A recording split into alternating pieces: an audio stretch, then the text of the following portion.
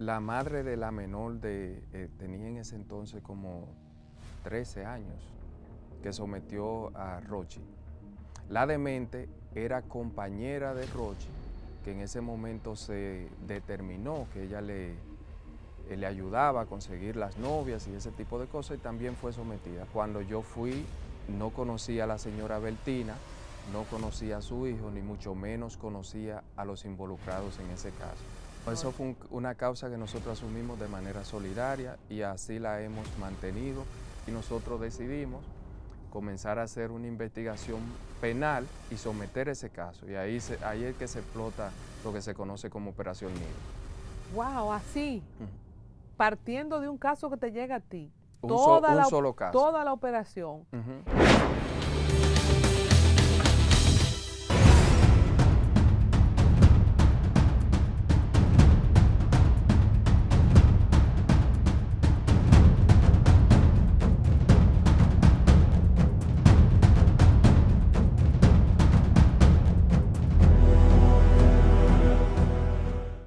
Mis amigos de Al Tanto, qué bueno que nos acompañan. Estoy feliz, como siempre, de dar la bienvenida a otro episodio más de nuestra serie Abogados entre Dios y el Diablo. Aquí está con nosotros el doctor Jean Christopher Pérez, que ha sido en nuestra plataforma por casos de relevancia que ha tratado en estos últimos años, y ahora conociendo más profundamente su vida y su trayectoria y lo que le ha tocado manejar en su carrera. Gracias por estar aquí, doctor.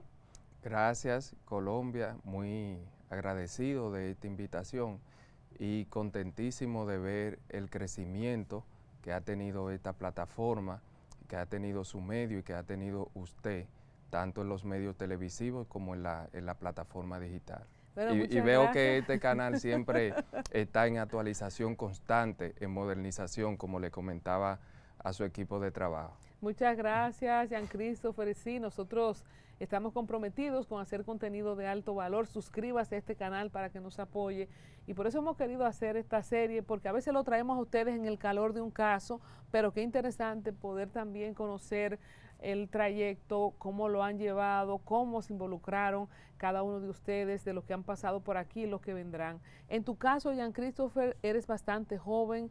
¿Cómo decidiste? ¿Qué te conectó para decir yo quiero ser abogado?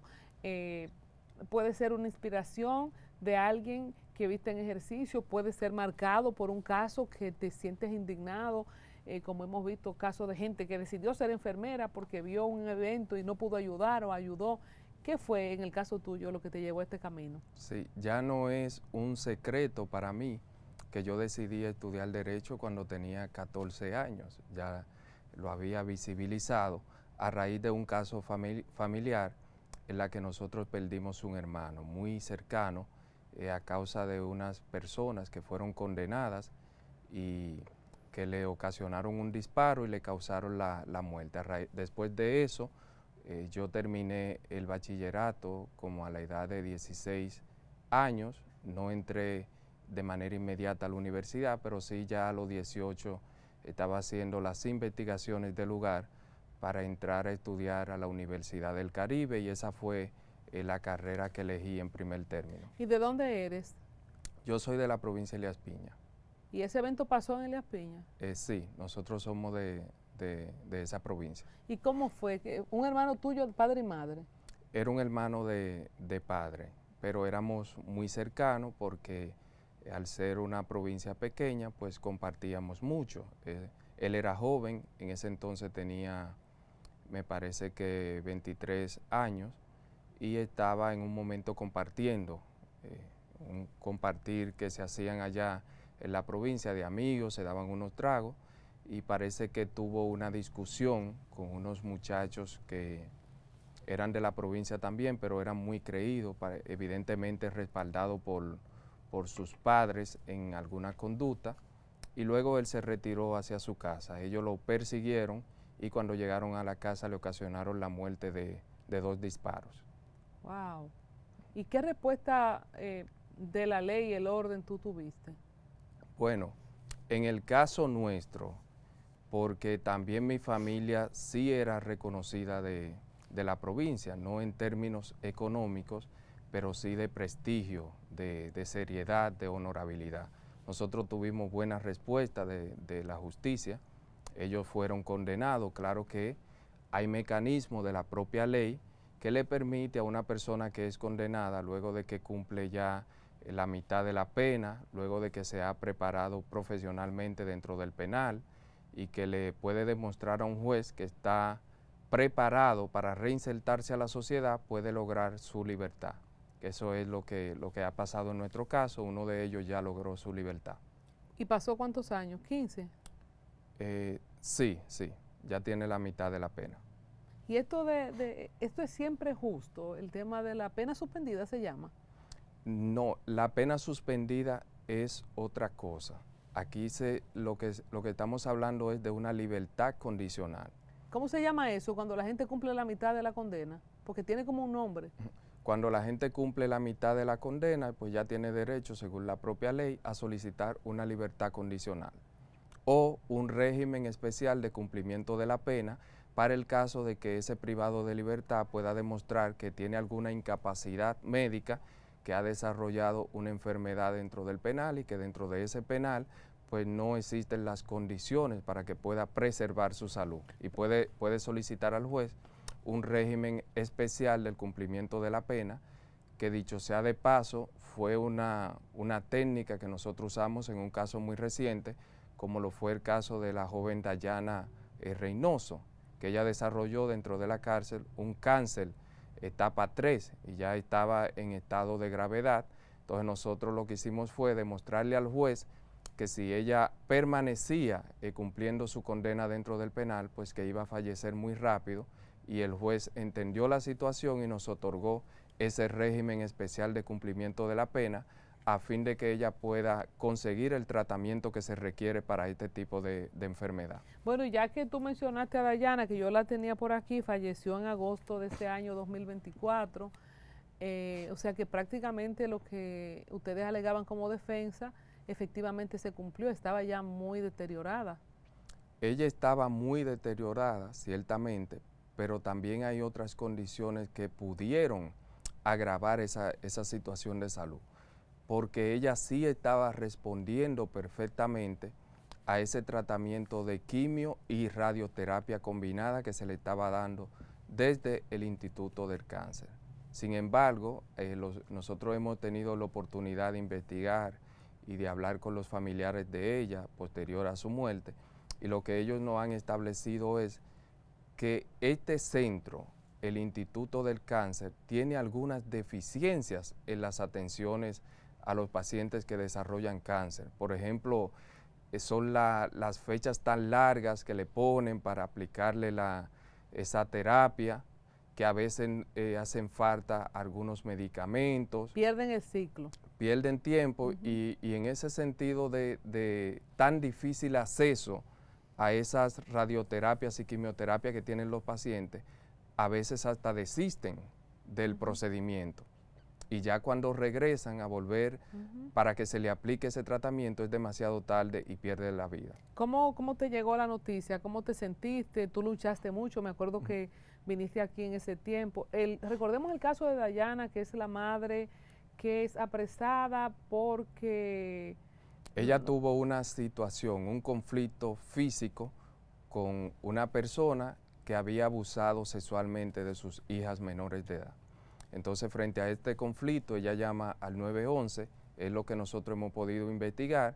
La policía va y la apresa, y también apresa a la persona. En el eventual conocimiento de una medida de coerción, ella se deja en prisión, pero la otra persona se pone en libertad por insuficiencia de prueba. Y aquí tenemos que volver a destacar, aunque ya hemos hablado de ese caso, que las pruebas por excelencia en un abuso sexual infantil son dos, que es una prueba psicológica forense y una prueba ginecológica forense. En la prueba ginecológica forense se determinó que esta menor que había sido agredida sexualmente poseía un desgarre vaginal, es decir, que ciertamente alguien tuvo que haber abusado sexualmente de ella. Pero la prueba psicológica estableció también en el que esta menor de edad establecía las características físicas de esa persona que había abusado sexualmente de ella, y que correspondían a la persona que había sido detenida y que había sido sometida. Sin embargo, a él lo descargaron por insuficiencia de prueba, pero a ella la condenaron a 5 años de prisión. Porque ella le dio un golpe con arma blanca al hombre, o un martillazo, algo así. Ella le dio un golpe, pero ella no fue condenada por eso, porque hay que ser claro. Los tipos penales que a ella se le adjudicaron fue también comercialización de menores. Es decir, que el tribunal entendió de que ella estaba vendiendo a su hija, pero nosotros no condenamos ni siquiera el tipo penal, sino el hecho de que se pasa por alto una agresión sexual con un desgarre vaginal, se libera a la persona que cometió el hecho, pero entonces se condena a la madre por comercializarla. ¿Qué pasó Eso ahí? fue lo que nunca entendimos. ¿Pero qué pasó ahí, doctor? ¿Qué pasó ahí? ¿Hubo dinero sí, de por medio? Las informaciones que nosotros tenemos es que se manejó dinero, en ese caso. Ya ese caso quedó atrás, pero tienen que ser las propias autoridades de esa zona quienes tienen que aclarar eso, no nosotros los abogados que nos valemos de las informaciones que nos hacen llegar al momento de recibir un caso. Entonces, ¿cómo te sentiste con la muerte de ella? Uno a veces no quiere verla ponerse en los zapatos de ser legislador del universo, que uno dice, concho, pero... Mira, a diferencia de otros colegas que yo admiro, que tienen esa capacidad de no conectarse emocionalmente con los casos, yo no he podido lograr eso en mi poca etapa del ejercicio. De hecho, en los últimos días de muerte de Dayana, yo hablaba con ella por teléfono y me decía que estaba bien. Y de hecho me pedía que cuando ella se sanara, la ayudara a conseguir un empleo. Y yo se lo prometí. En ese sentido, obviamente me sentí muy mal y fue una noticia terrible para mí.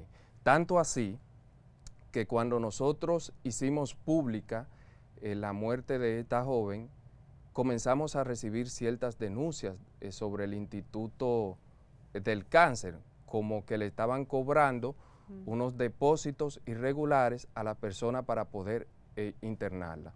Cuando nosotros hacemos esta denuncia pública, no sé si ustedes tuvieron la oportunidad de ver al propio director del INCAR que reconoció esa irregularidad que estaba cometiendo el centro y prohibió de manera definitiva el cobro de esos depósitos a pacientes de cáncer para poder internarlo. Entonces, qué mal que tengamos que aprovechar esa situación de la muerte de Dayana, pero tal vez logramos algo en beneficio de todas esas pacientes de cáncer que son atendidas por ese instituto.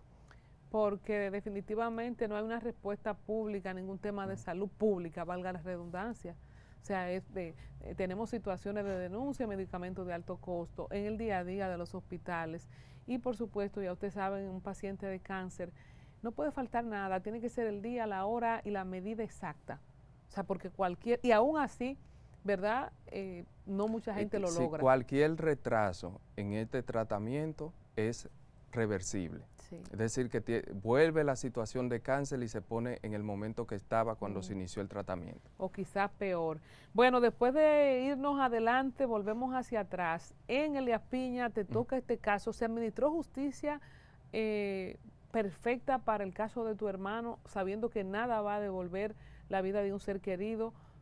No sé si viste a los abogados en ejercicio, si ahí tú dijiste, yo quiero...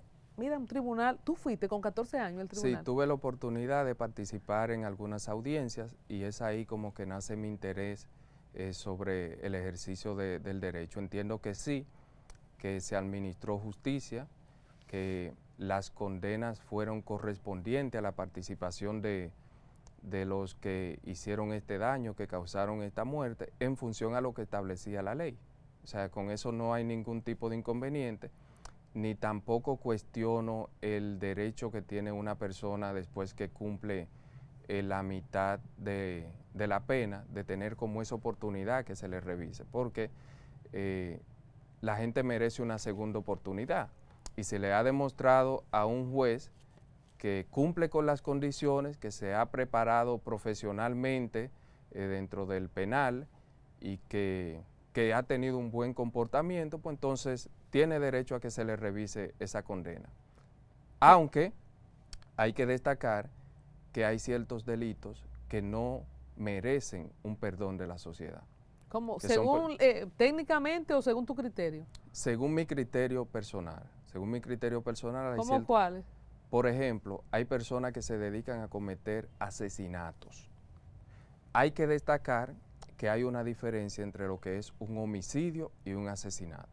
El homicidio puede surgir a partir de cualquier circunstancia en la que hayan varias personas compartiendo, se produzca un altercado y como consecuencia de ese altercado resulte una muerte. Es un homicidio, no estaba planificado, no hubo acechanza. Entonces, el asesinato, en función a eso, es una persona que tiene una intención delictiva previa a cometer el delito. Es decir, que lo planifica, que acecha a la víctima y que comete un asesinato. Eso es un criminal. Y ese tipo de delitos, yo entiendo que las condenas no tienen por qué ser negociables. Porque pueden salir de ahí a hacer lo mismo. Si tiene una conducta delictiva, si tiene un patrón criminal, va a hacer lo mismo cuando salga. Jean Christopher, ¿cuál es tu primer caso? ¿Te gradúas, vienes de Elías Piña, te gradúas viniste a vivir aquí, a la capital, para estudiar en la universidad? Sí, yo vine como a los 16 años a vivir a Santo Domingo. ¿Y dónde quién? Siempre tenemos una tía, los campesinos, un tío. ¿A dónde quién viniste? Sí, precisamente yo vine donde una tía y duré los primeros meses ahí, hasta que uno consigue su primer trabajo. Entonces luego de ese primer trabajo pues ya uno busca como independizarse. ¿De qué fue el primer trabajo? Yo creo que fue en una fábrica de brillos, me parece que en Villa Consuelo, sí.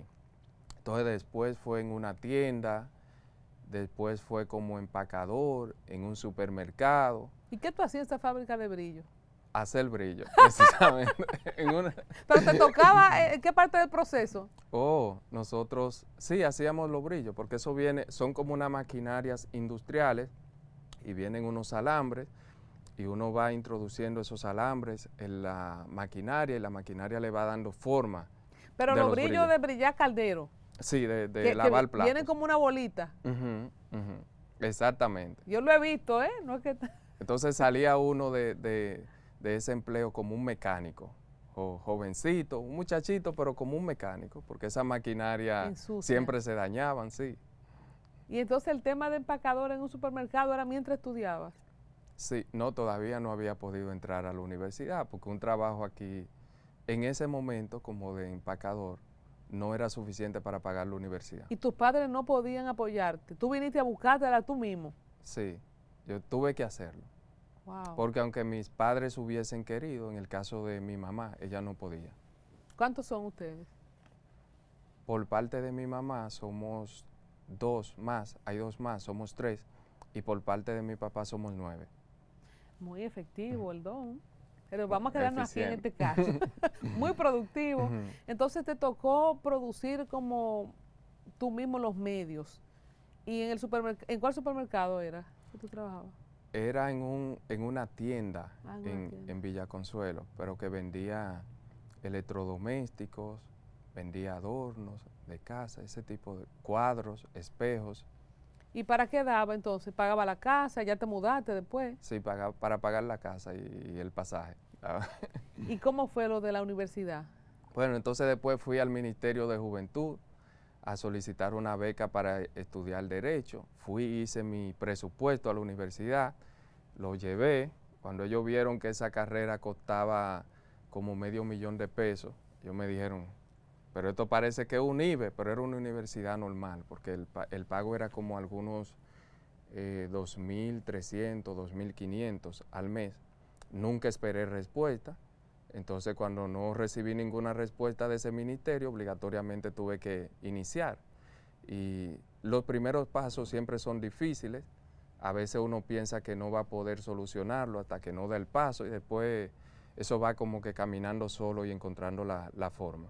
Ahí uno se va moviendo de otro empleo hacia otro empleo hasta que terminé la carrera. ¿Entonces no te dieron ninguna beca, nada? No, todavía la estoy esperando esa beca. Eso, en ese momento, porque yo no puedo dar fe y testimonio de cómo funciona ese proceso de selección de becas actualmente, pero en ese momento era con dedocracia, de manera selectiva.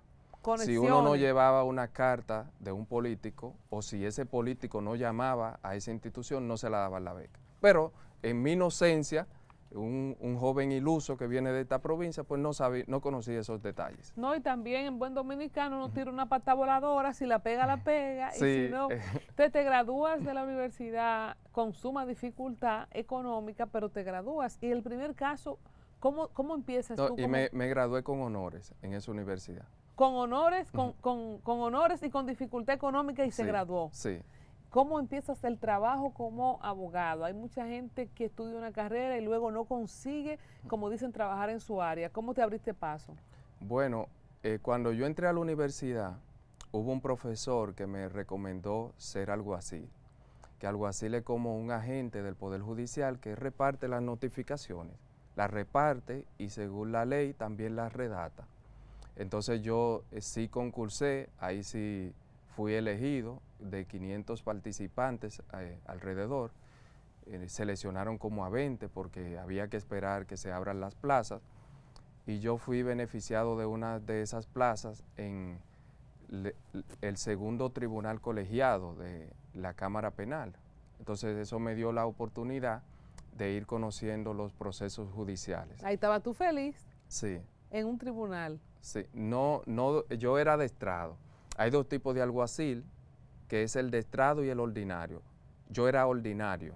El de estrado es el que trabaja fijo en el tribunal y el ordinario es el que trabaja de oficio como independiente. Esos son los que quitan carros, Ujú. los que quitan...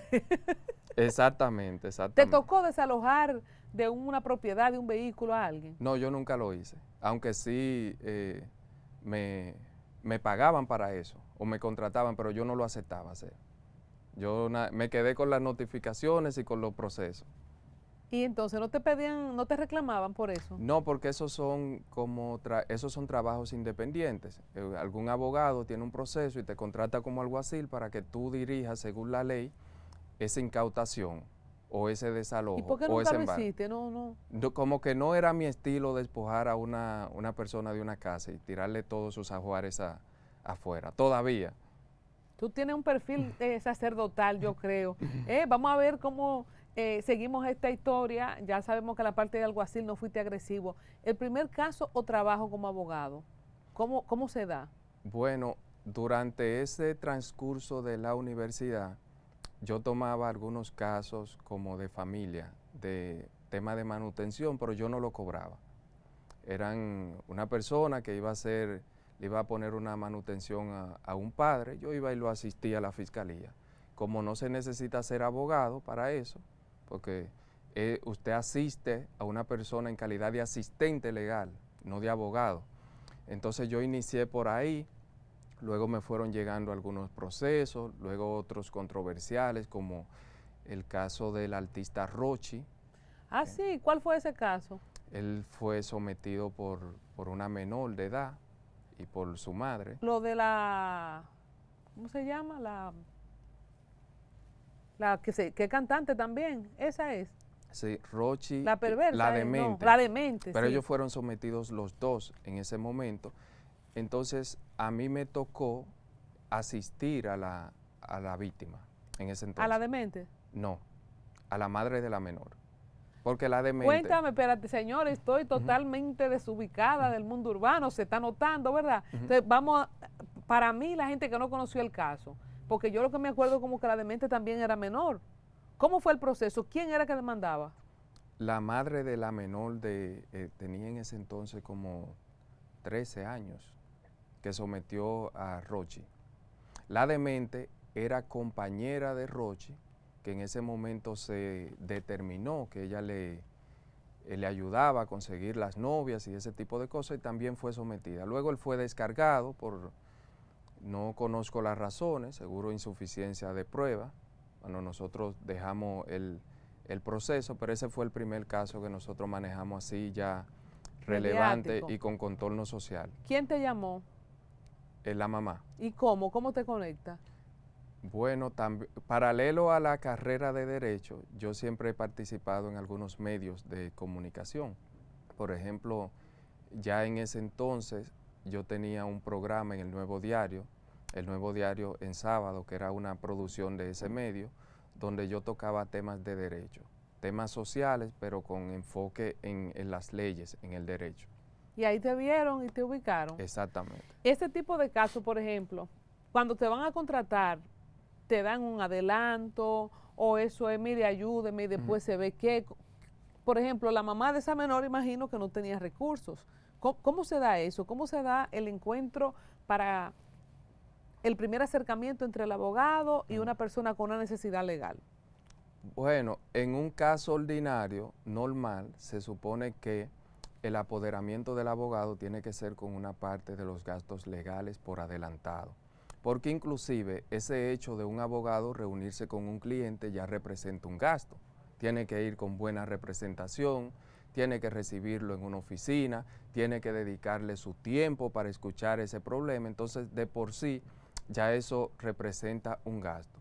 Hay algunos casos que se asumen de manera gratuita en su totalidad, como por ejemplo ese, como por ejemplo... ¿Por qué tú lo tomaste de gratuito? Porque ella no tenía con qué No, pagar. ella no tenía, ella era una muchacha joven y se acercó a mí, que ella me había visto en los medios de comunicación, que yo le generaba confianza y que quería que yo la ayudara. ¿Y por qué dejaste el caso?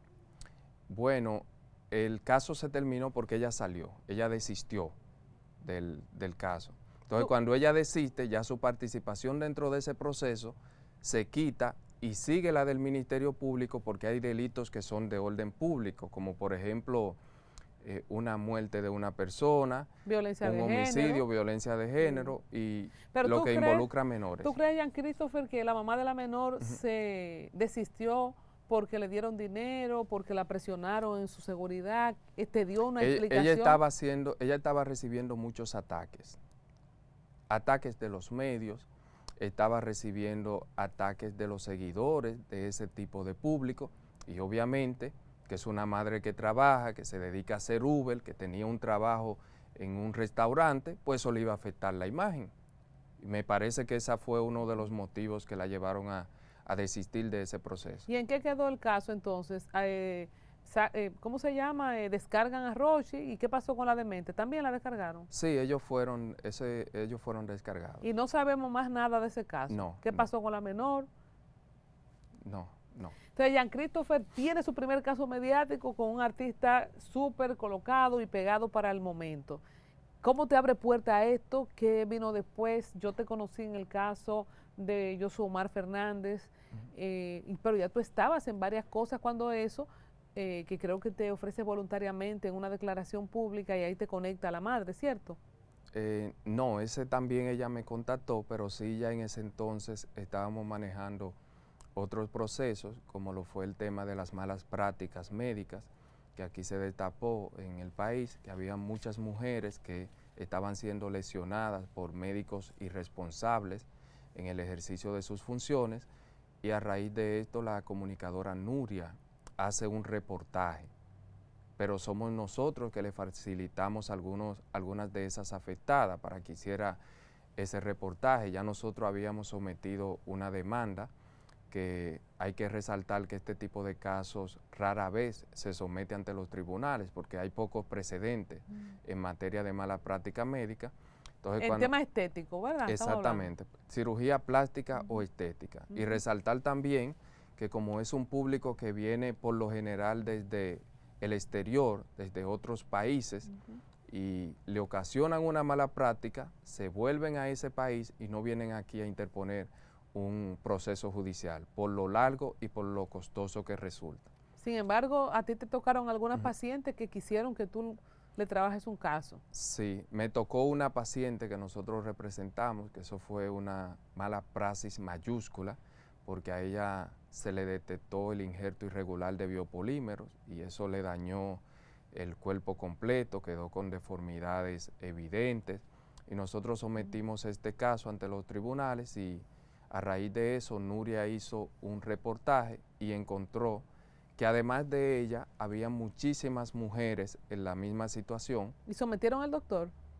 En el caso de mi cliente sí está sometido. De ¿Qué hecho, ha pasado? Ese proceso está en espera de fallo. Ya el proceso está terminado. ¿Y quién es el doctor? El doctor es Orlando Vargas Almonte y La clínica es Caribbean Plastic Surgery, que esa clínica ya había cerrado, la había cerrado el Ministerio de Salud Pública por entender de que no tenía los permisos ni las condiciones para realizar este tipo de procedimientos en el país. Y destacar también que esa misma clínica que fue cerrada por el Ministerio de Salud Pública, había muerto una persona a causa de una aparente mala práctica, un joven que vino de Estados Unidos a realizarse una cirugía y murió. Sí, y todos los días vemos casos de eso, pero bueno, ahí siguen los mismos doctores. Nuria ha hecho 10.000 reportajes y siguen los mismos doctores. Entonces, yo me imagino que ya no quieren hacer más reportajes de tantas que son las malas prácticas en el país. Y no pasa nada. Entonces te conecta con ella, ¿cómo se llama la madre de Yoshua? Bertina de Sena. Sí. Así te conecta a ella. Sí, como ya yo había tenido...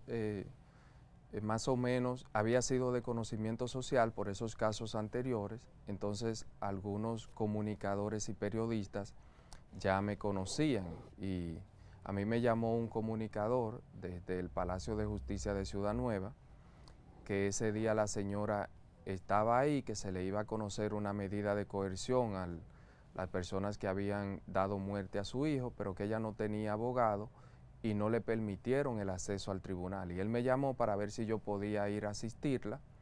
Yo fui, pero cuando yo fui no conocía a la señora Bertina, no conocía a su hijo, ni mucho menos conocía a los involucrados en ese caso. Entonces nosotros comenzamos a evaluar ese expediente, verificamos los nombres, aún verificando los nombres yo no sé quiénes son. Primero porque yo no...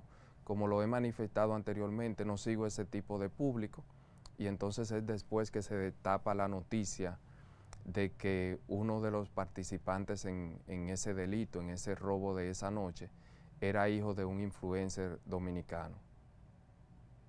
Entonces, eso fue en los primeros días, que de hecho Tolentino, que lo entrevistamos aquí en ese tiempo, él mismo no sabía porque él es uno de los que denuncia la muerte del niño, del joven Yoshua Omar. O sea, él mismo no sabía que estaba involucrado un hijo de su compañero. Sí, él tenía alrededor de un mes denunciando ese hecho. Cuando tú conoces a la señora de Sena, había pasado un mes y algo. Sí. O sea, fue ahí mismo que tú entraste. Exactamente. Pero yo no había visto el caso, no, ni siquiera en los medios. Porque después que se destapa, ¿verdad? Exacto. Entonces, tú haces esta aclaración porque en algún momento... ¿se ha insinuado que tú tomaste el caso porque iba a tener notoriedad? Sí, sí, esos son parte de los ataques en las redes sociales, que yo lo tomé por un tema de sonido, pero no, realmente si así hubiese sido, pues no estaría mal, porque eso es marketing, y el profesional también tiene que vender su imagen, pero en ese caso debo resaltar que no fue así. Y al momento de este caso, me imagino que la señora de Sena tampoco te ofreció pago, porque ¿con qué te iba a pagar esa señora? No, eso fue una causa que nosotros asumimos de manera solidaria y así la hemos mantenido, inclusive después de la sentencia y después de este recurso de apelación que se ha interpuesto que busca liberar a los involucrados, a los condenados. Vamos a llegar ahí al recurso de apelación. Para hablar del proceso, ese caso fue muy mediático, bueno, muchas cámaras. ¿Cómo se vive? Yo he contado aquí en esta serie que cuando yo estaba haciendo de ingeniero industrial, que trabajaba en el Poder Judicial ahí en Ciudad Nueva, estaba en mis temas yo de proceso y era el caso Baninter. Y yo veía a don Vincho Castillo y todos los periodistas preguntándole, y cuando llegaban los abogados, eso me fascinaba y se me olvidaba en lo que estaba y quería ser periodista para ponerme ahí. Pero entonces ustedes tienen durante los casos toda esa atención y como tú dices, muchas traen ataques. Antes era comunicación de una sola vía, hay radio, televisión y periódicos, tú no sabías lo que pensaban quienes te estaban leyendo, pero ahora tenemos las redes. ¿Cómo viviste el caso y cómo este caso del doctorcito, de Yoshua Omar Fernández, cambia tu perfil público como abogado? ¿Qué ha cambiado después de ahí y qué ha cambiado en ti? Bueno, evidentemente después de este caso ya la gente me conoce más, no puedo negarlo, porque cuando paso por una calle me dicen, tú eres el abogado de tal caso, y eso son cosas que uno no evita por el nivel de exhibición que tienen ciertos casos, pero yo creo que sigo siendo el mismo abogado, que si mañana aparece una causa que nosotros entendemos que requiere de nuestra asistencia de manera gratuita, pues lo vamos a hacer, porque en el derecho hay mucho dinero y el derecho se cobra bien y es como una parte de nosotros entregar algo de lo que recibimos de la sociedad. Y tú tienes un límite de casos por año, por meses, por tiempo, o sea, porque también si te lleva de eso te van a llenar, yo te lo he dicho anteriormente, Sí, te sí, va a sí. llenar de gente que quiere que tú le hagas el favor. ¿Cuáles son los otros casos de dinero? ¿Cómo tú compensas? ¿Qué más tú haces además de este tipo de casos penales? Bueno, yo trabajo por consultas, yo represento muchos procesos que no salen a la luz, que son de temas empresariales, por ejemplo, corporativos, temas penales que no salen a la luz, procesos civiles, y todo eso se cobra porque nosotros somos una firma de abogados. Pero sin embargo, dentro de las posibilidades de tiempo que manejamos, la gente sabe que nosotros trabajamos en este tipo de casos de manera solidaria y siempre tenemos solicitudes. Siempre nos escriben correos, siempre a la flota de trabajo de la firma nos llegan casos, nosotros evaluamos y dependiendo del tiempo que tengamos, de la disponibilidad de recursos, porque hay que ser claro, en este tipo de casos al abogado se le va muchos recursos. ¿Cuántos se te fueron en el caso del doctorcito? Y No se comparte. puede cuantificar, pero sí se puede establecer que cada vez que tú vas a una audiencia y tienes que llenar ese vehículo de combustible, eso es un gasto. Cuando tú tienes que ir bien presentado a una audiencia para hacer justicia a tu cliente, eso es un gasto. Cuando tienes que almorzar, que tienes que invitar a otras personas para consultar algunos aspectos del caso, eso es un gasto. Entonces, sí, aparte del tiempo que tú dispones para ese proceso, que es mucho, y que tú lo pudieras invertir en otro caso que sí te genera recursos. ¿Qué riesgos ha corrido, especialmente en este caso? Recuerdo que se habló de que te rompieron el carro, te llevaron la computadora, ¿te sentiste, como decías ahorita con la madre del adolescente en el caso Rochi, lo vivió también Boquepiano, ese público urbano que sigue fanáticamente a un artista específico, se la toma muy personal? Entonces no sé si te sentiste en riesgo llevando el proceso, o si eso de que te robaron el carro, te rompieron un cristal fue pura coincidencia. Mira, hay algo que yo siempre destaco y es que las personas no entienden y es que los casos son de los clientes. El abogado está haciendo un trabajo profesional como lo hace el médico con una enfermedad, pero los seguidores, los fans, las personas que tienen afinidad con los involucrados en un caso, no lo entienden y a veces se van contra el Ministerio Público, que es lo que nosotros hemos visto. A veces se van contra los propios abogados. En ese sentido, es natural que existan riesgos y que esos riesgos inclusive afecten la integridad moral. Pero tú te sentiste en riesgo en ese caso. Por temas que pudieran atentar contra mi salud, no. Contra mi moral, sí, porque se hicieron muchas campañas para lograr desprestigiar mi imagen como abogado. Y una de esas campañas vino inclusive por parte de los otros abogados que nos adversaban, que parece ser que recomendaron, asesoraron al padre de uno de los involucrados que dijera tal cosa sobre los abogados a fin de que los familiares tal vez nos pudieran destituir o cambiar de abogado. Entonces, yo me acuerdo que hubo algo como que se acercaron a ti o a la familia para ofrecer dinero para disuadir, algo así era. Exactamente, exactamente. Entonces, pero rectifícame que lo tengo borroso. ¿Era hacia ti o hacia la familia? Como era hacia los abogados, hacia los abogados. Ellos establecieron que los abogados intentaron tener un acercamiento. Pero ¿cuándo establecieron eso? Un día antes de la sentencia, del conocimiento de la sentencia. ¿Usted cree que con una decisión tomada, que los jueces ya se habían reservado el fallo, lo que faltaban era hora para dictar esa sentencia, un abogado se va a arriesgar a tener un acercamiento con un involucrado en un caso de esa naturaleza, que tiene la sociedad entera los ojos puestos? Eso fue un intento obviamente de dañar la imagen.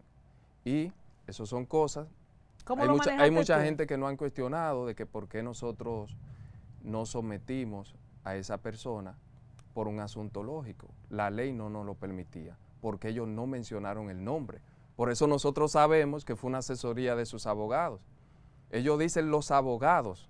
Y aunque la gente sabe que nosotros somos los abogados, para que se constituya el delito de difamación e injuria, tiene que ser directamente contra la persona, contra el nombre. Distinto a eso sería si ellos hubiesen osado en mencionar el nombre de cualquiera de los abogados que estábamos llevando ese proceso. O sea que fue muy bien manejado. Fue muy estratégico y se pudo determinar inclusive esa intención maliciosa de dañar la imagen de los abogados. Aunque tú no pudiste demandar, cogiste tu cuerda humana, ¿verdad? O sea, Claro. ¿cómo te cayó a ti, a la persona? Claro, primero yo me sentí un poquito mal porque yo sabía en mi corazón y en mi interior que eso no era cierto. Entonces yo no podía entender la capacidad que tiene otro de inventarse semejante mentira con algo que tú sabes, primero que es grave, que daña la moral de otro y que tú sabes que no es cierto. Y que ni te ha pasado por la cabeza. Te cuestionó la madre de Joshua. Mire, doctor, usted se acercó a aquella gente. No, están diciendo. para nada. De hecho, ella es que me comparte la noticia. Para nada. Ella sabía con quién estaba trabajando desde un principio. Cuando te decía de el tema de los comentarios de las redes sociales de la doble vía, ¿qué decisión tomaste? Dijiste, no voy a leer comentarios, gente que te decía, mira, Jan Christopher, están diciendo, tú estás buscando sonido, te va a buscar, estás chantajeando. O sea, todo eso, ¿cómo tú lo manejaste y cómo te sobrepusiste a eso hasta llegar al momento de la sentencia? Bueno, yo creo que eso es propio del crecimiento de toda carrera profesional. Y nosotros estudiamos la vida de Jesucristo, un personaje bíblico. Nosotros sabemos que hay una parte que lo amaban, pero hay otra parte que no.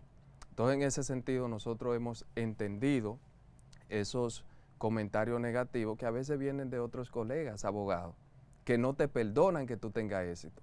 Y yo estoy convencido de que cuando la sociedad me tenga que condenar o me tenga que dar, me va a dar duro, porque a veces la misma sociedad no perdona que tú destaques y que tú tengas éxito.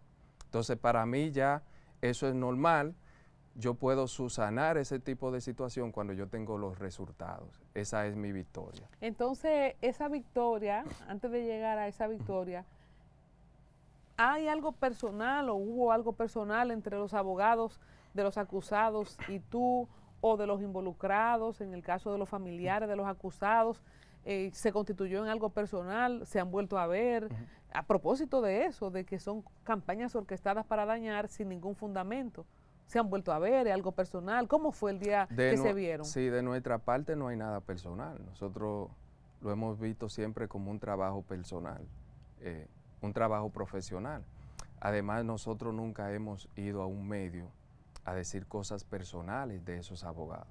Inclusive, en estos días, cuando se cambió la defensa técnica para interponer este recurso de apelación, nosotros entendimos que no se debió cambiar la defensa técnica y reconocimos el excelente trabajo que hicieron esos abogados anteriores, una estrella total. Ahora, sí cometieron algunos errores y fue dilucidar algunos aspectos personales en los medios de comunicación.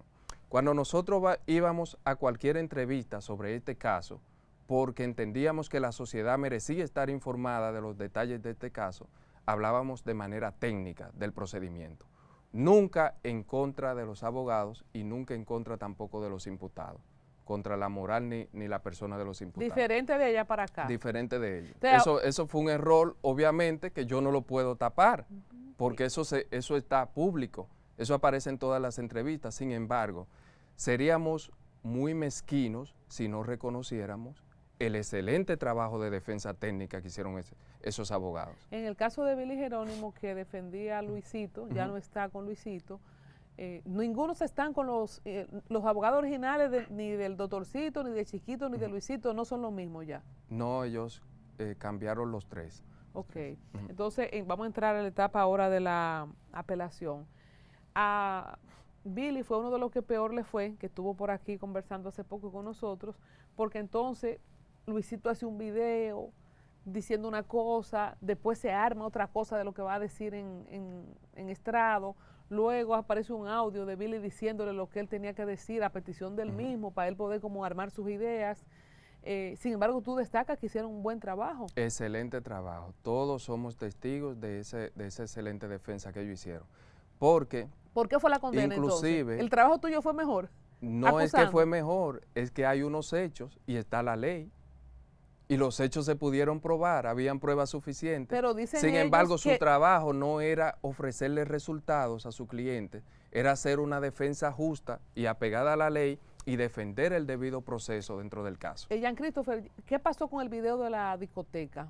De lo que dice Billy y los abogados de los acusados. ¿Qué pasó con ese video? Eso fue también otro error por parte de ellos, porque ellos sabían que esos comentarios de esos videos eran una farsa para confundir la opinión pública.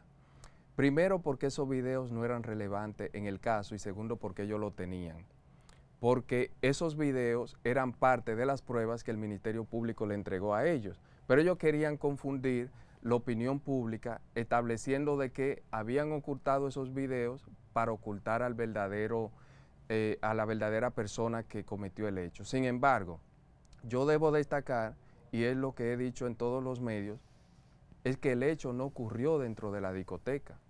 ¿Eran irrelevantes los videos? ¿Qué se puede grabar dentro de una discoteca? Gente bebiendo, gente compartiendo. Y eso es relevante para un caso, para demostrar un caso que no pasó dentro de esa discoteca. Pero no se pudo determinar el arma que disparó. ¿Sí o no? El arma no apareció, pero porque los imputados lo ocultaron. Y el que comete un hecho con una arma de fuego no va a entregar el arma de fuego. Eso es lógico. Y se puede condenar sobre la base del hecho y de los testigos, aunque... No solo del hecho, ahí se hizo un trabajo científico para determinar de dónde salió la bala, ahí se hizo expertise a los teléfonos que ubicaron a los imputados en el lugar de donde salió la bala, ahí se hizo una planimetría que siguió la trayectoria del disparo, por dónde entró, por dónde salió, o sea... Hay una persona que la gente siempre pregunta, ¿por qué el seguridad de la discoteca no fue citado, no fue investigado? Se dice que hubo una balacera que se disparó de distintos ángulos. ¿No se pidió nunca la figura del seguridad de la discoteca? Sí, pero el seguridad fue citado y de hecho fue interrogado. Pero los seguridad establecían que dentro de las discotecas ellos no usan armas de fuego y es lógico. Es lo mismo que una persona que está cuidando un penal no va a usar un arma de fuego visible contra los reclusos porque cualquiera se la puede quitar y armar un lío. Eso mismo pasa en la discoteca. Es muy raro que un seguridad de una discoteca utilice un arma de fuego. Ellos usan Thatcher, pistolas eléctricas. Y eso fue lo que ellos establecieron en el tribunal al momento de ser interrogados. Entonces, ¿qué fue lo que desencadenó esta balacera? Ellos espontáneamente empezaron a tirar al aire, según lo que tú viste del caso, Jean Christopher. Si no hubo bala de allá para acá o respuesta de aquí para allá, ¿qué podemos decir que produjo este evento? Entonces, si solamente, que Luisito admite en ese video que grabó que tiraron al aire ellos, pero ¿a respuesta de qué? Y admiten también que cometieron el atraco, que es una de las cosas que nosotros condenamos a los críticos de las redes sociales, que establecen que tienen que ser liberados el que no realizó el disparo, porque no fue un disparo que se salió en una escuela donde estaban estudiando, en una universidad, fue cometiendo un ilícito penal, era un atraco que estaban haciendo a mano armada, y como consecuencia de que se asustaron, de que alguien lanzó una botella cuando se dio cuenta que se estaba cometiendo un atraco, ellos comenzaron a disparar, hicieron 2 disparos. Y uno de esos disparos establecen los testigos, que son la persona que ellos estaban atracando, que fue de manera lineal. Y ese fue el que le causó la muerte al joven Yosomar Fernández. Y establecen los mismos testigos que otro disparo fue al aire. Tal y como dice Luisito. Ellos no se equivocaron en su declaración. Entonces, doctor, ¿le pareció justa 15 para dice Carmona, que es el doctorcito, 20 para Luisito y 25 para Chiquito? ¿Le parece justa así es como va en grado de culpabilidad o responsabilidad? Sí, porque hay que destacar que ellos fueron condenados en función a la participación que se determinó en el tribunal. Como todos los indicios probatorios que se convirtieron en elementos probatorios en el tribunal determinaron que de los 3, uno fue el que disparó y que ese disparo le causó la muerte al joven Yosomar Fernández, ese fue condenado a 30 años. Porque ahí se... A 30, no fue 25. A 30 años. Ese es el chiquito. Sí. ¿Por qué? Porque ahí se configuraron los tipos penales que estableció el Ministerio Público, que fueron asociación de malhechores, robo agravado, homicidio voluntario y porte y tenencia de arma de fuego ilegal. Entonces, ¿y el segundo? El segundo, que también participó en el atraco, que también portó un arma de fuego ilegal y que también realizó un disparo, fue condenado a 20 años de prisión. Entonces, el tercero, que ahí siempre ha habido una confusión, él no fue condenado por cometer un homicidio, porque él no disparó. Y nosotros no podemos decir en un caso cosas que no pasaron, al contrario de sus abogados, que han dicho que lo condenaron por sin matar a una persona. A él no se le condenó por matar a nadie. ¿Por qué la condena? A él se le condenó por asociación de malhechores y por robo agravado, por poderse probar perfectamente que él fue la persona que planificó el robo y que llama a los ejecutores materiales para que fueran a esa discoteca a hacer ese robo y que inclusive manipula las armas de fuego y las entra a la discoteca con la que se cometieron ese robo. Eso sí se pudo aprobar, pero a él no se le condenó por cometer homicidio. Entonces, cuando es normal que se vaya a apelación, hablemos ahora del conocimiento de nuevo de la apelación, así se llama, ¿verdad? Apelación para la condena de Doctorcito, Luisito y Chiquito por la muerte de Yosomar Fernández. ¿Cuándo es? ¿Qué se espera? ¿Cuáles son los nuevos abogados si lo manejas? ¿Y qué efecto puede surtir tener nuevos abogados para cambiar quizá la percepción de los jueces de apelación? Que sería una corte diferente, ¿verdad?, que va a conocer el caso. Sí, es una corte superior compuesta por 3 jueces. Como el nivel de esta corte es de más jerarquía de la que dictó la condena, entonces sí tiene la facultad de revisar esa condena y de saber si se aplicó o no correctamente la ley. En el caso de este recurso de apelación, lo que ya se conoció de hecho, solo estamos a la espera de que el tribunal dé lectura a la sentencia que había sido puesta, me parece que para el 31 de octubre, o sea, ya tiene un mes desde que se conoció, se pospuso la lectura para el 31 de octubre, cuando vamos ahora, la Corte nos dice que todavía el fallo no está listo.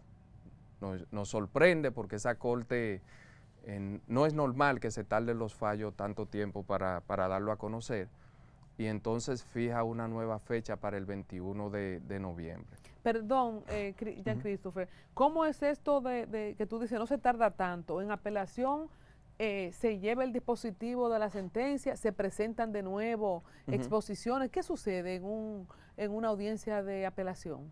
En una audiencia de apelación se revisan los hechos.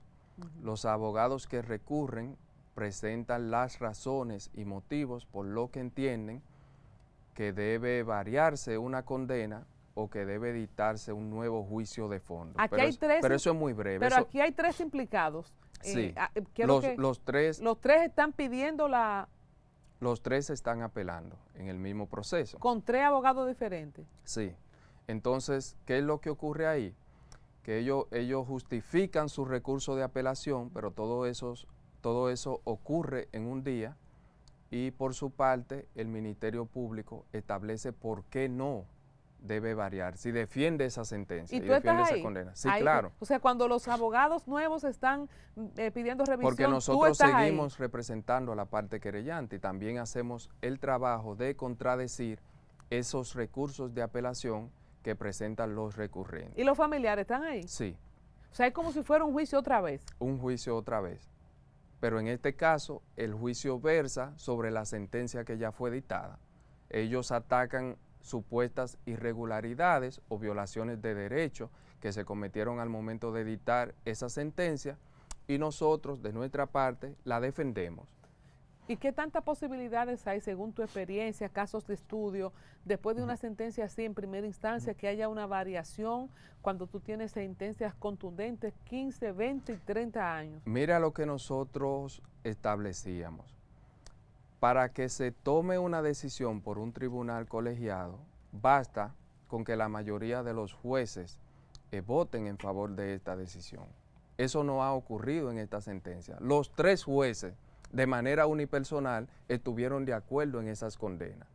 Y se cuidaron tanto, que fueron tan cuidadosos en establecer por qué estaban condenando a cada uno de los recurrentes. Y establecieron cuál fue su participación en el hecho y cuáles fueron los tipos penales que merecían ese tipo de condena. Es una sentencia bien hecha, bien justificada y bien explicada. ¿Qué es lo que nosotros vimos en este recurso de apelación? Que al cambiar la defensa técnica, ellos no tenían conocimiento de los hechos desde un principio como lo tenían los abogados anteriores. O sea, que es un error de los imputados cambiar los abogados. Totalmente, pero el que conoce de derecho penal sabe que es un error cambiar la defensa técnica en un recurso de apelación. ¿Quién es el abogado del doctorcito ahora en apelación? Me parece que es Carlos Balcácer. El doctor Balcácer. Tiene cuarto para pagar ese. ¿Y el de Luisito, quién es? El de Luis, Andrés Toribio. También hay que tener cuarto. ¿Y el de Chiquito? El Jaime Caonabo Terrero se llama. No le conozco a ese, pero... Pero entonces, al cambiar de defensa técnica, y que son abogados que están entrando nuevos al proceso, ellos no conocen los hechos. Pero ¿cuál es la premisa, Jean Christopher? Bueno, me condenaron contigo, te voto y busco uno nuevo. O sea, ¿cuándo es conveniente cambiar un abogado en un proceso? Si te condenan como quiera, ¿tú sigues con el mismo? Bueno, debería de ser antes de la condena, pero no en el recurso de apelación, porque en el recurso de apelación tú vas a atacar los hechos y vas a atacar la condena. Pero si tú no conoces los hechos, tú no sabes por qué se le puso esa condena, que fue lo que nosotros vimos que pasó a lo interno de este recurso de apelación. Entonces, ellos fueron con hechos totalmente distintos a lo que habían ocurrido. Entonces, si se toma... Perdóname, por ejemplo, ¿qué?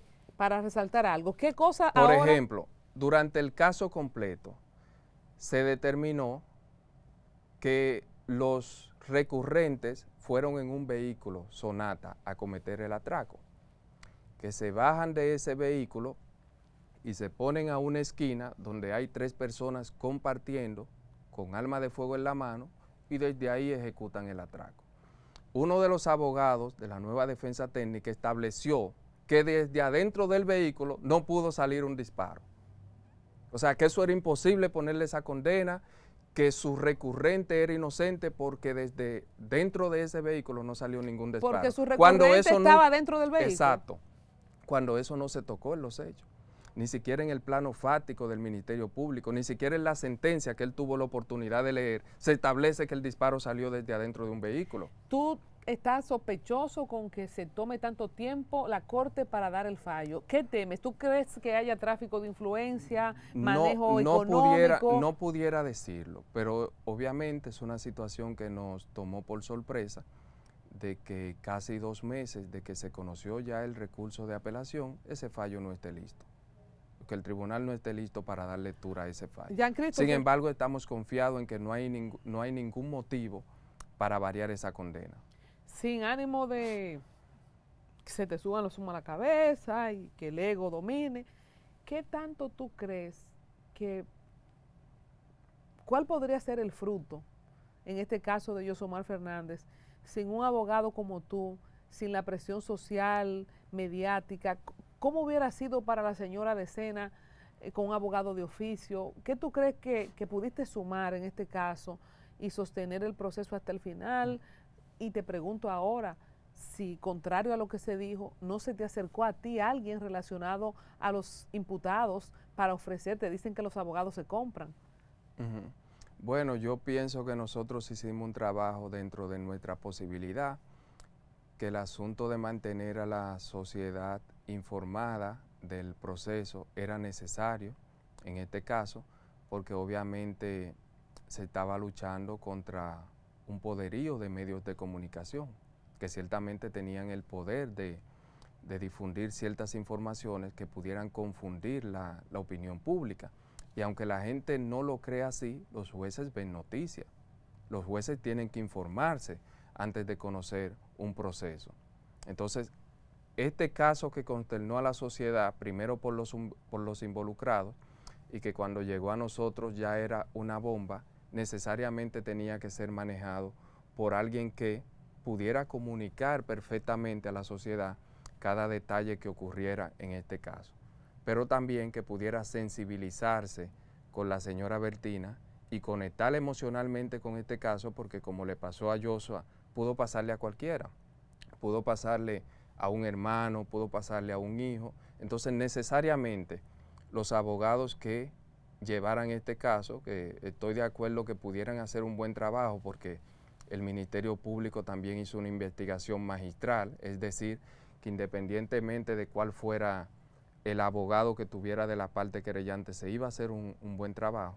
Pero sin embargo nosotros tuvimos la oportunidad de conocer a la señora Bertina, de apoyarla, de inclusive recomendarle buscar ayuda psicológica, porque ella quedó evidentemente con un trauma, que eso es insuperable, la pérdida de un hijo de esa edad, y creo que pudimos ayudarla en ese sentido. O sea, que destacas no solo el trabajo en tribunales, sino el trabajo de comunicador, un rol de comunicador de los hechos y mantener la sociedad sensibilizada también, que te tocó hacer. Y la segunda pregunta es si hubo un acercamiento hacia ti. No, no. Mira, doctor, retire, digo, déjame, no sé esa palabra, que yo le digo siempre a los abogados doctores, pero me refiero a usted, al doctor aquí presente. Mire, licenciado, retírese, no. Sí, ciertamente hay personas que siempre nos preguntaban, ¿y qué se puede hacer para manejar ese caso? Esos son como mensajes subliminares. Y nosotros le decíamos que por la naturaleza de ese caso, lo único que se puede hacer es justicia. Esa siempre fue nuestra respuesta radical. Siempre fuimos de opinión que este tipo de casos no admite ninguna negociación. O sea, sí hubo, mire, licenciado. Sí, pero siempre hay allegados que te consultan. Persona. Siempre hay personas que, aunque no están involucrados en el caso, quieren servir de intermediario, ¿no? ¿Lo hubo? Sí, quieren servir de intermediario como para poder tener acercamiento a ciertos sectores y se van a presentar. Dice muchas cosas de los abogados, Jean Christopher, que son ladrones, que son mentirosos, que juntos están en el infierno, ahí está Satanás esperándolo con el tenedor de que lleguen. Sin embargo, no sé si por el caso que pasó con tu hermano, noto en ti, y ojalá que tú eres muy joven, ojalá que te puedas conservar en tu integridad, quizás una temática diferente, de quizás el abogado muy interesado, tú sabes, no sé si forma parte de tu criterio personal, algún voto que hiciste o si es por tu juventud, pero quiero decírtelo porque sé que durante el transcurso de tu vida vas a tener ese dilema muchas veces. Sí, yo creo que debe ser por mi juventud, pero sin embargo hay valores que no cambian. Sí se disfrazan para hacer entender otra cosa, pero eso siempre resulta salir a la luz. Yo de hecho soy del pensar que los abogados no pueden andar prometiendo resultados.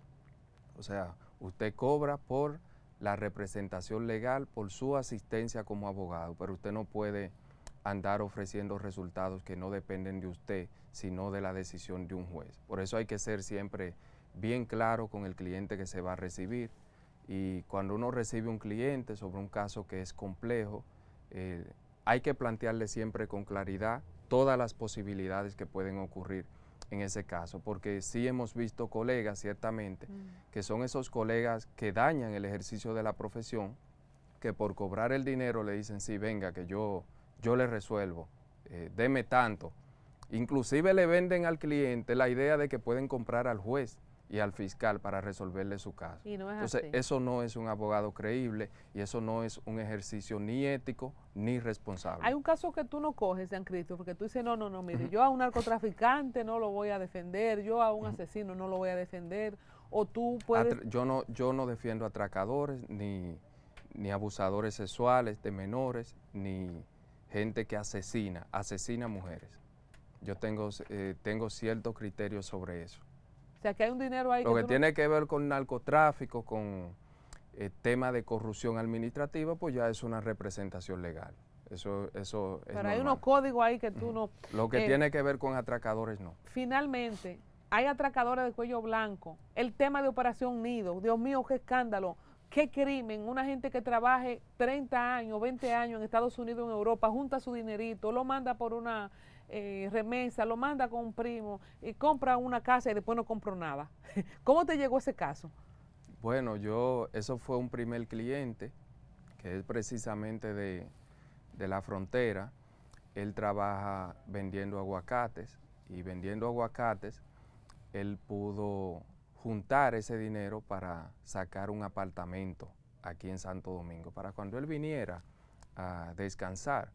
Entonces me presenta el caso, cuando yo lo recibo lo que veo es un incumplimiento de contrato, porque hay un contrato de por medio. Someto el caso por la vía civil y veo que ahí no pasa nada y no tenemos ninguna respuesta.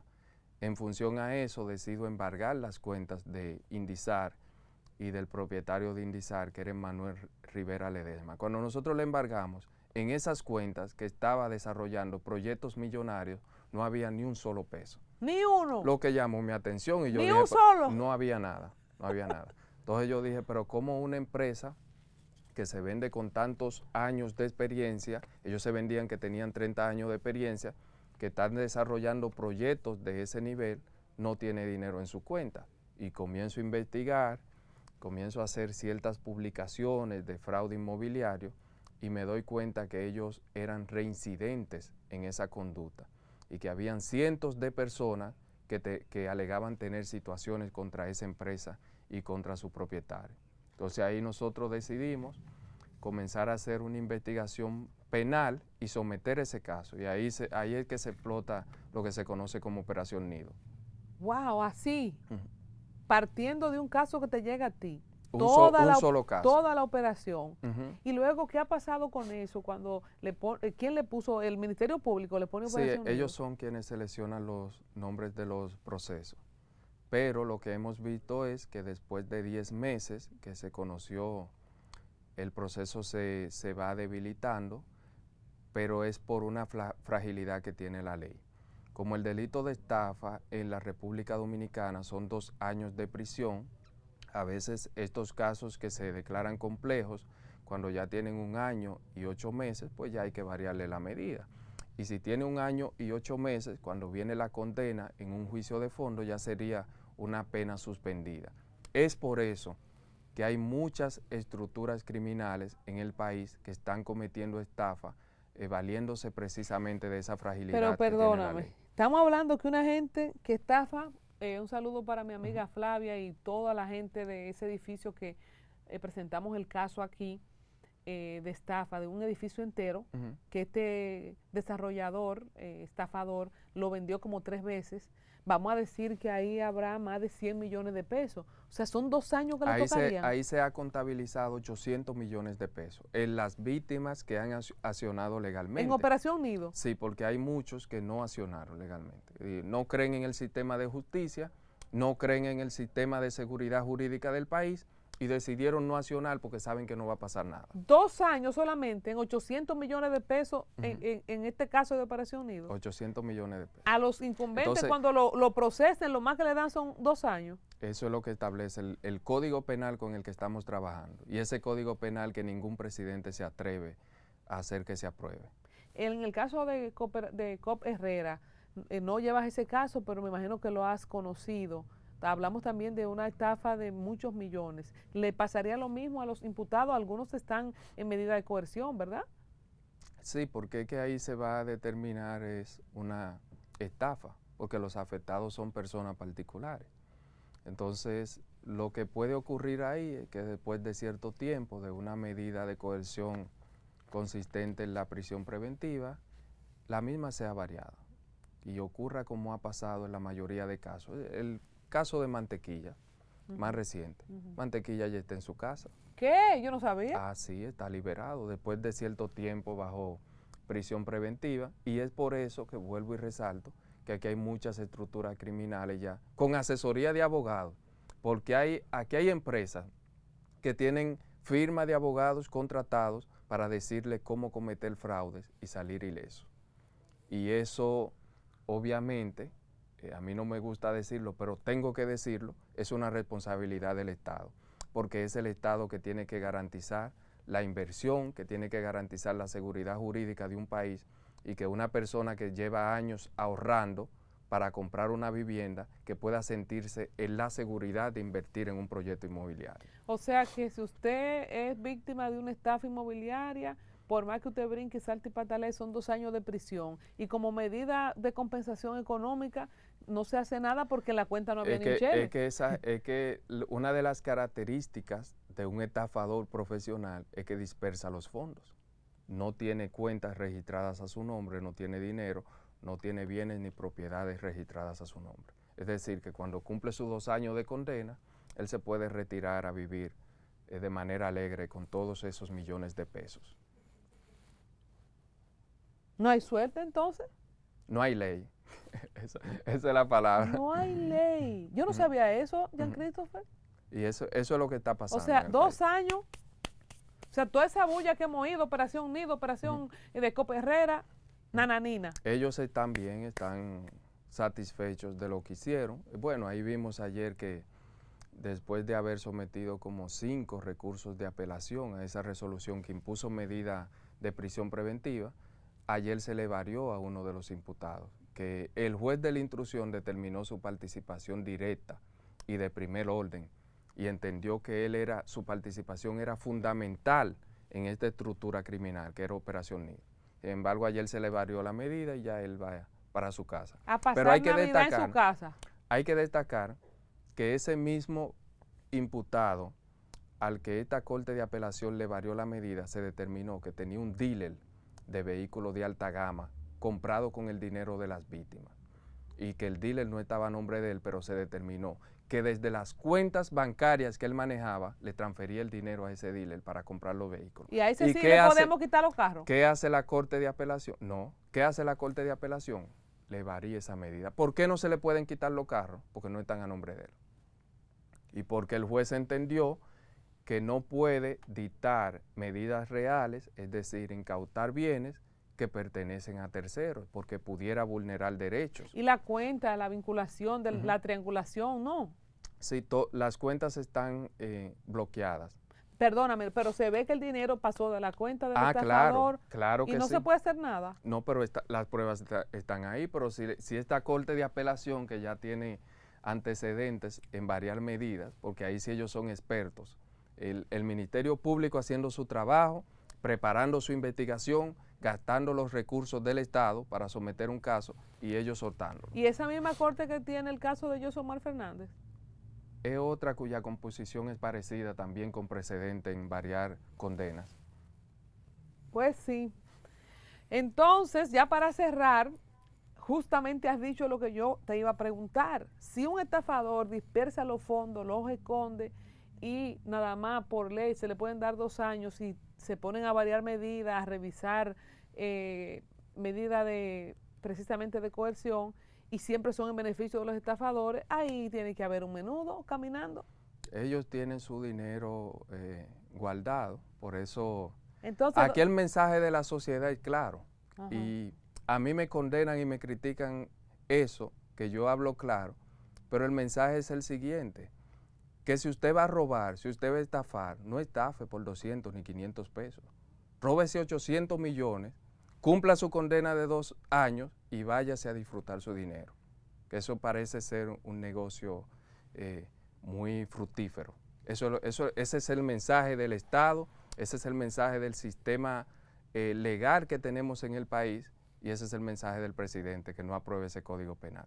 Y entonces en ese código ahora, ¿qué vamos a tener? Suponiendo cuando se apruebe en otros países. Si tú estafas, ¿cuánto? En el caso de aprobarse, el cúmulo de pena, es decir, que si a usted se le configuran varios delitos, asociación de malhechores, lavado de activos, estafa, la sumatoria de esos delitos puede llegar inclusive a 40 años, si cada delito tiene una pena de 10 años, y si se aumenta la pena de 2 a 10 años de prisión para los estafadores, como lo contempla este nuevo código.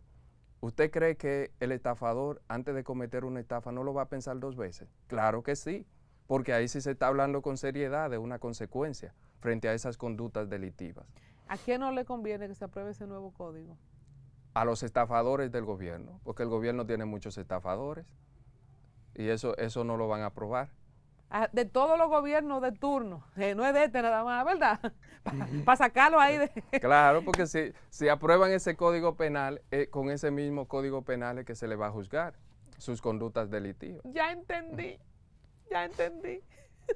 No vamos a afilar cuchillo para nuestra propia garganta, dicen algunos de esos legisladores. Gracias, Jean Christopher Pérez, una estrella, señores, de Leas Piña para el mundo. Qué bueno poder repasar tu historia y ver los casos que has manejado, lo mucho que has crecido también. Te felicito desde que te conocí hace unos 2 años por ahí. Ojalá que podamos tener una mejor justicia, como tú dices, porque no es posible que una persona desde un muchacho que se ha recién graduado, que tiene un proyecto de vida, desde una persona que está compartiendo en una discoteca como pasó con tu hermano en un lugar público, desde una persona que siembra aguacate y junta un dinero, entonces no tengamos una respuesta de justicia por mejores abogados y mejores intenciones, porque el sistema no lo aguanta. Ojalá que podamos, me quedo con eso. Yo tengo 1 año de derecho. Voy a ver si lo reconecto, porque en esta serie me estoy como enamorando. Con cada uno de ustedes me estoy enamorando de nuevo del derecho. Así que muchas gracias. Claro. Gracias a usted siempre por la invitación. Muy contento de estar aquí. Bueno, señores, atentos para un próximo episodio de esta serie Abogados entre Dios y el Diablo. Yo creo que aquí estamos más del lado de Dios, ¿verdad? Que nos mantenga así. Amén. Y que el sistema no nos dañe. Amén, amén. Te cubrimos.